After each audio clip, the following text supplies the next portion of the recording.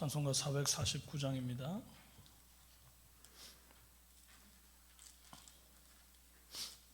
찬송가 449장입니다.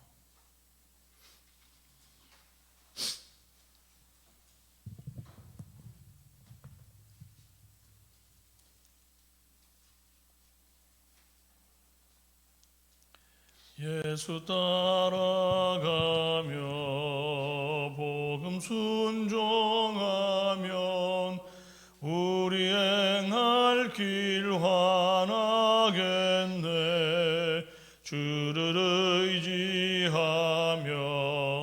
순종하는 자를 주가 늘 함께 하시리라. 의지하고 순종하는 길은 예수 안에 즐겁고 복된 길이로다. 해를 당하거나 우리 고생할 때 주가 위로해 주시겠네. 주를 의지하며 순종하는 자를 주가 안위해 주시리라. 의지하고 순종하는 길은 예수 안에 즐겁고 복된 길이로다. 남의 짐을 지고 슬픔 위로하면 주가 상급을 주시겠네. 주를 의지하며 순종하는 자를 항상 복 내려주시리라.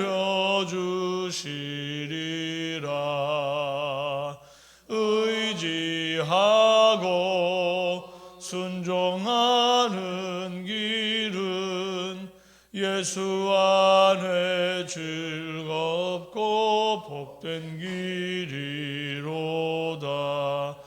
우리 받은 것을 주께 다 드리면 우리 기쁨이 넘치겠네. 주를 의지하며 순종하는 자를 은혜 풍성케 하시리라. 의지하고 순종하는 길은 예수 안에 즐겁고 복된 길이로다. 주를 힘입어서 말씀 잘 배우고 주를 모시고 살아가세. 주를 의지하며 항상 순종하면 주가 사랑해 주시리라. 의지하고 순종하는 길은 예수 안에 즐겁고 복된 길이로다. 신앙 고백합니다. 나는 전능하신 아버지 하나님 전지의 창조주를 믿습니다. 나는 그의 유일하신 아들 우리 주 예수 그리스도를 믿습니다. 그는 성령으로 잉태되어 동정녀 마리아에게서 나시고 본디오 빌라도에게 고난을 받아 십자가에 못 박혀 죽으시고 장사된 지 사흘 만에 죽은 자 가운데서 다시 살아나셨으며 하늘에 오르시어 전능하신 아버지 하나님 우편에 앉아 계시다가 거기로부터 살아있는 자와 죽은 자를 심판하러 오십니다. 나는 성령을 믿으며 거룩한 공교회와 성도의 교제와 죄를 용서받는 것과 몸의 부활과 영생을 믿습니다. 아멘. 네, 오늘 우리에게 주신 하나님의 말씀 민수기서 22장 21절에서 35절입니다.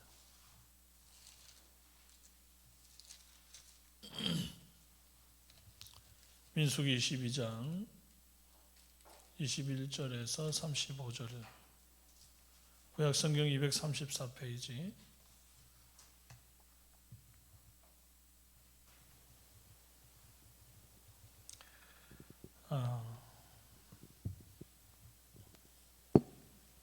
말씀을 읽기 전에 먼저 광고를 드립니다. 오늘 고 김호기 성도님 그 발인 예배가 12시 30분에 있습니다. 12시 30분 함께 조문하실 분들은 12시까지 교회 오시기를 바랍니다.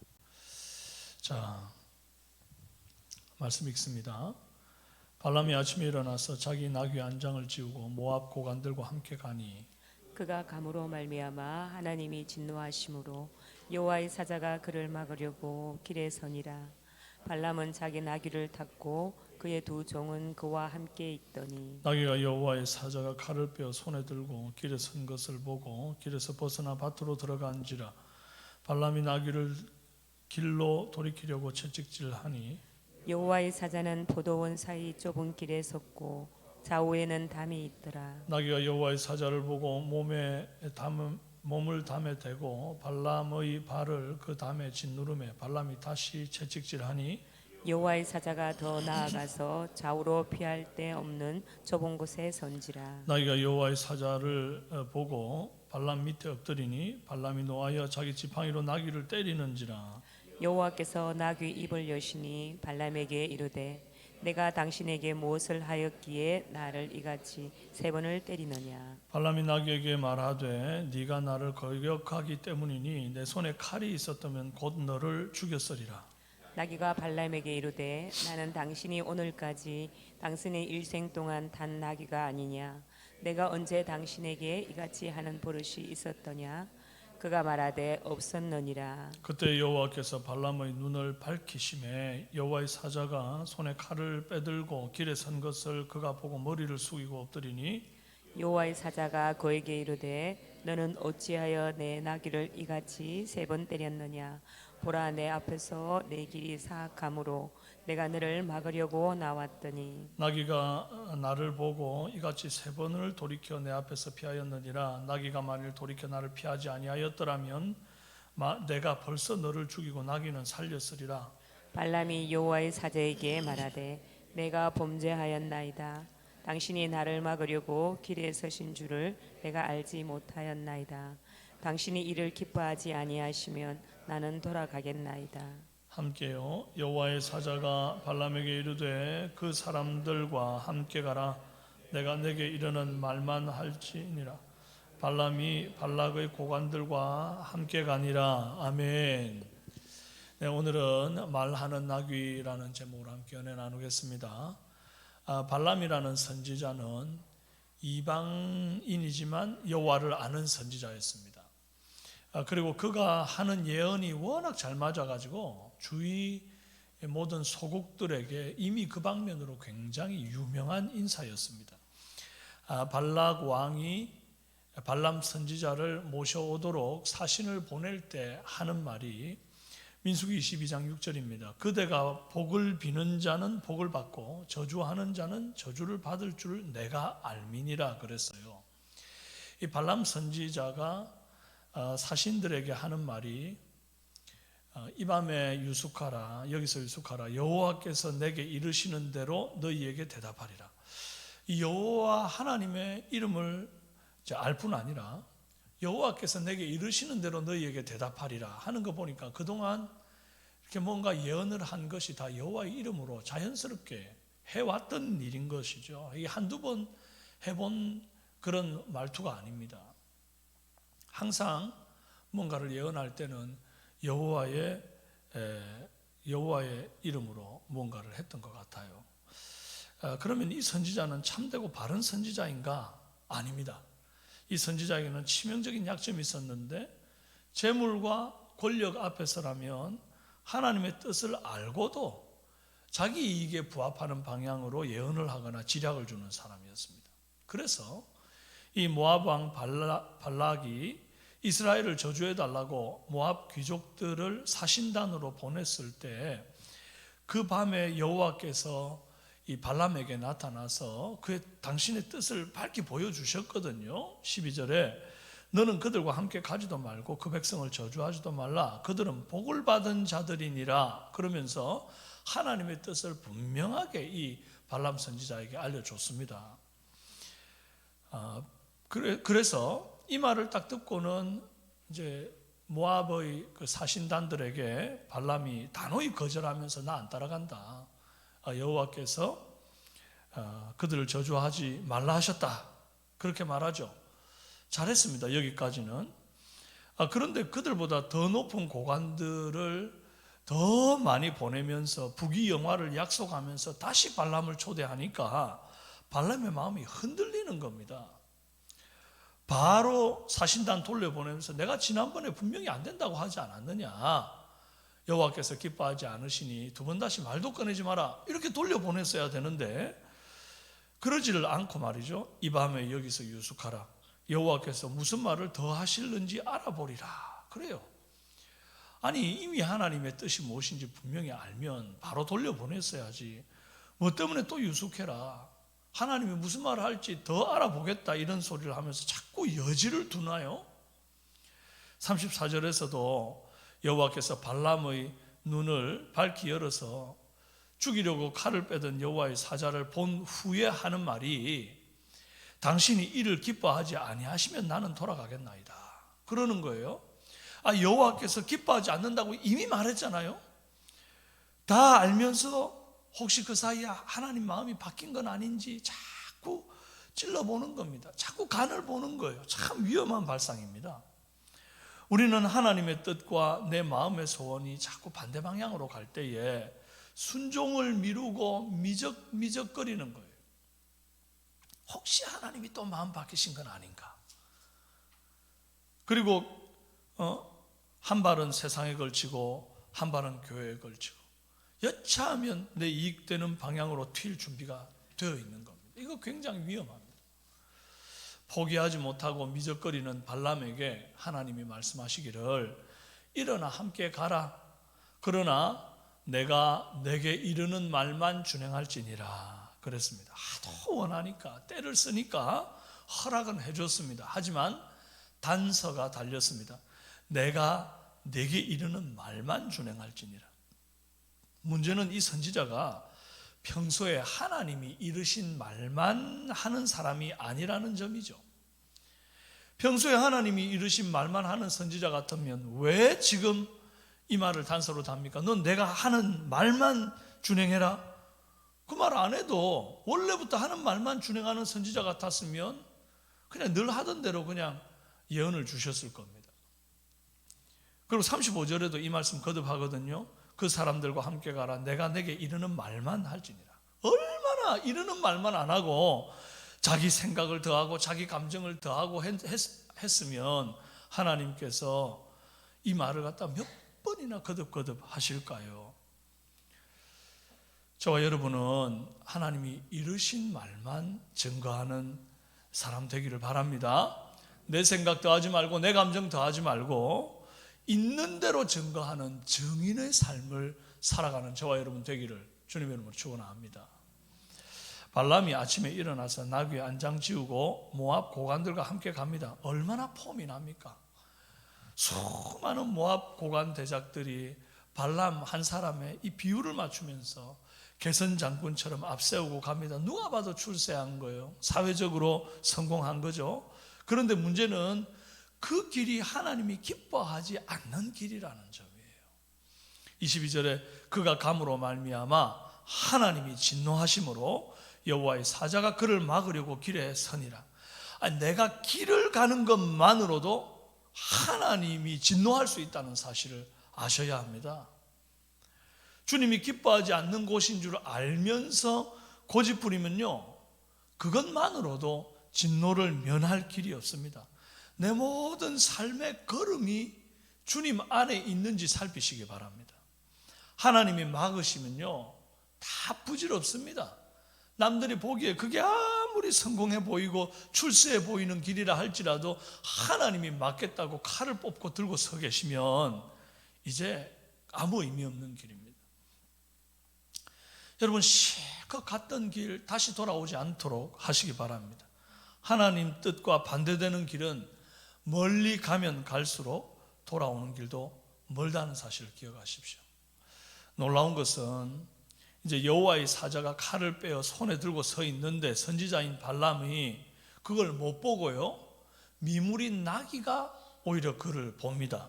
23절에 나귀가 여호와의 사자가 칼을 빼어 손에 들고 길에 선 것을 보고 길에서 벗어나 밭으로 들어간지라. 근데 발람이 얘가 미쳤나 그러고는 막 채찍으로 때려가지고 이 방향을 돌리려고 해요. 25절에 나귀가 여호와의 사자를 보고 몸을 담에 대고 발람의 발을 그 담에 짓누름에 발람이 다시 채찍질하니, 또 27절에 나귀가 여호와의 사자를 보고 발람 밑에 엎드리니 발람이 노하여 지팡이로 나귀를 때리는지라. 나귀가 여호와의 사자를 보고, 나귀가 여호와의 사자를 보고, 이 말이요 3번이나 반복돼서 기록되고 있습니다. 다분히 의도적인 기록입니다. 미물인 나귀는 보는데 선지자인 발람이 영안이 닫혀 못 보고 있음을 지적하는 거예요. 오늘 우리의 영적 상태가 이럴까 두렵습니다.